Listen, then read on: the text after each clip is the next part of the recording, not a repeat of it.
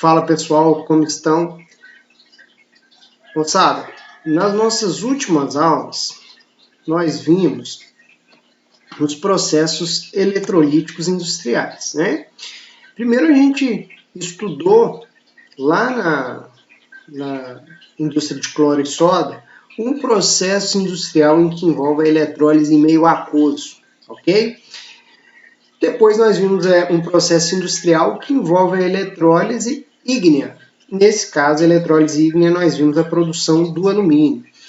E agora, terminando esses processos eletrolíticos, a gente vai ir para os processos de redução térmica, tá? E nesses processos de redução térmica, a gente vai pegar aqui um processo bem interessante, processo de produção do magnésio, que ele vai ser um intermediário. Ele tem um processo industrial tanto eletrolítico como um processo de redução térmica. Então ele vai servir como ponte aqui nos nossos estudos, né? Gente, como característica aqui da importância do magnésio, a gente pode citar várias, né? Mas ele é um metal com uma densidade menor do que do alumínio. Então, o metal pode conferir leveza a algumas ligas, tá? E o interessante dele é que consegue fundir, né, a baixas temperaturas. Ele tem um ponto de fusão baixo para metais. Ok? É um metal que tem uma abundância considerável na crosta terrestre. E a forma que ele é encontrado? Ele nunca é encontrado na forma metálica. Ele sempre vai estar ligado a outros componentes, a exemplos de cloretos, carbonatos, silicatos e por aí vai, tá? Os metais, os minérios onde a gente encontra magnésio em quantidades maiores, principalmente que magnesita e dolomita, tem outros, né? Mas a gente vai focar nesses dois aqui. Os slides vão ficar disponíveis para vocês para a questão de complemento, de vocês aprofundar um pouco mais. Aqui vai ter maiores informações, certo?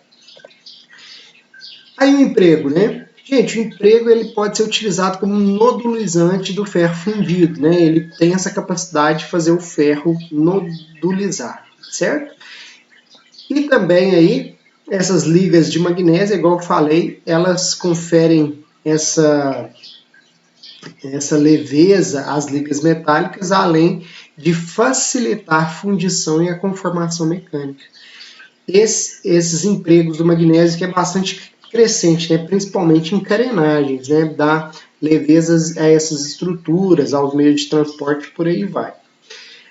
Como desvantagem, gente, o modo de elasticidade dele é relativamente baixo, né? Então, não consegue, como se diz, a gente não consegue fazer peças que tenham tanta liberdade de movimento, de movimentações, né? Alto coeficiente de expansão térmica, ele tem baixa resistência à corrosão. Tanto é que o magnésio é utilizado, né, como ânodo de sacrifício nos processos de proteção à corrosão, né? Emprego impraticável acima de 200 graus, então ele tem essa limitação térmica. Susceptibilidade à corrosão, sua proteção é um metal facilmente corroído, né? Então ele vai estar mais presente em formas de liga do que na forma pura, né? Além de, né, na forma pura ele ser utilizado também como um ânodo de sacrifício, certo? Gente, na questão da metalurgia, que vai aqui entrar na questão do processo industrial, a gente não tem um processo dominante. Vocês vão ver que no Brasil, né, para fazer essa produção, utiliza a redução térmica e a gente vai estudar ela com mais afinco, tá? E matéria-prima, igual eu falei, principalmente magnesita e dolomita, as demais a gente pode deixar aqui em segundo plano. Se eu pegar todas essas matérias-primas e estudar nas composições dela, eu percebo o seguinte, que ele está presente principalmente na forma de carbonato. Na magnesita, o carbonato de magnésio. Na dolomita, a gente tem uma combinação de carbonatos de magnésio e cálcio.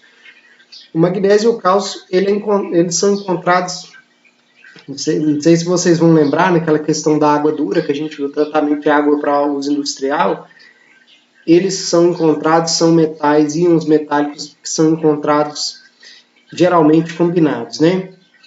Então a gente tem esses aqui. Uma outra matéria-prima importante que contém magnésio, além da magnesita e da dolomita, é a água do mar. A água do mar, ela tem uma considerável concentração de magnésio, e isso a gente viu também na questão lá do tratamento de água, né? Pessoal, então são essas três matérias-primas, a magnesita, a dolomita e a água do mar, ricas em magnésio, certo? Pra vocês terem noção, na água do mar o magnésio perde apenas para o sódio e para o cloreto, né? Ele é o terceiro mais abundante, o elemento mais abundante da água salgada, ok? Então, tendo essas matérias-primas, agora a gente vai para o processo industrial propriamente dito. Nessa videoaula eu vou discutir com vocês o processo industrial de produção eletrolítica, tá? Pela eletrólise, a gente vai ver como que isso é feito, né? Gente, para fazer eletrólise do cloreto de magnésio, não sei se vocês lembram lá, se for uma eletrólise em meio aquoso, o magnésio do meio aquoso, o cátion de magnésio, ele vai disputar a reação de redução com quem? Com o H+, ou a gente pode colocar assim, ó, com o hidrônio, né? Ele vai disputar essa reação de redução. E a gente viu que o H+, gente, ele vence dos metais alcalinos e alcalinos terrosos. Então, isso aqui já é uma limitação para fazer essa eletrólise em meio aquoso. Eu preciso trabalhar com essa eletrólise meio ígneo, né? Então, a eletrólise tem que ser ígnea, livre de H+, senão o H+ vence e a gente não consegue reduzir. Lembrando, né, gente, a metalurgia, esses processos industriais, qual que é a estratégia? A gente tem o metal na natureza na forma oxidada, isso aqui é a forma que o metal é encontrado na natureza, e para uso industrial, a principal forma de obtenção para ter uma maior aplicabilidade é pegar esse metal na forma oxidada e reduzir ele, né? Então a gente pegar o metal lá reduzido. Isso, gente, é o que é a lógica desse processo. Como que a gente vai fornecer elétron para esse metal? Aí vai depender do processo industrial, né? Vai depender da tecnologia empregada. Nesse caso aqui do magnésio, eu já falei que tem duas, né? Eletrólise e redução térmica. Aqui eu estou mostrando para vocês essa estratégia. Se eu quero reduzir o metal, no caso o magnésio, e tem alguém que reduz preferencialmente, não dá para usar essa tecnologia de eletrólise meio aquoso. Eu vou buscar uma eletrólise ígnea, certo? E na eletrólise ígnea, gente, é interessante a gente utilizar assim, a principal matéria-prima para a gente utilizar é o cloreto de magnésio, encontrado aí na água do mar, né? Se a gente tem o cloreto de magnésio em meio aquoso, eu posso trabalhar com ele sólido, esqueci de colocar o 2, né? Trabalhar com ele sólido, fundir esse cloreto de magnésio e agora sim a gente consegue fazer então uma eletrólise na forma ígnea. Então eu preciso do cloreto de magnésio líquido. Lembrando que líquido é muito diferente de aquoso, né? Isso aqui é muito diferente, certo? Para a gente ter esse cloreto de magnésio líquido, a gente tem que pegar o aquoso, remover a água, ao menos água, que é aquela evaporação, né? Evaporar essa água, ter ele sólido. É lógico que se pegar da água do mar vai ter que ter um processo de purificação para tirar o cloreto de sódio. E a partir disso a gente tem o sólido e depois, por fim, ele é fundido. Aí aqui sim a gente tem uma fusão. E agora na célula eletrolítica a gente pode fazer essa eletrólise ígnea. Falar assim, então a matéria-prima é o cloreto de magnésio? Depende. Eu posso ter outras matérias-primas. Olha o exemplo aqui. Ó. Peguei aqui o exemplo da magnesita. Eu posso converter ela para cloreto de magnésio. Basta adicionar ácido clorídrico. Olha aqui, ó, adicionando ácido clorídrico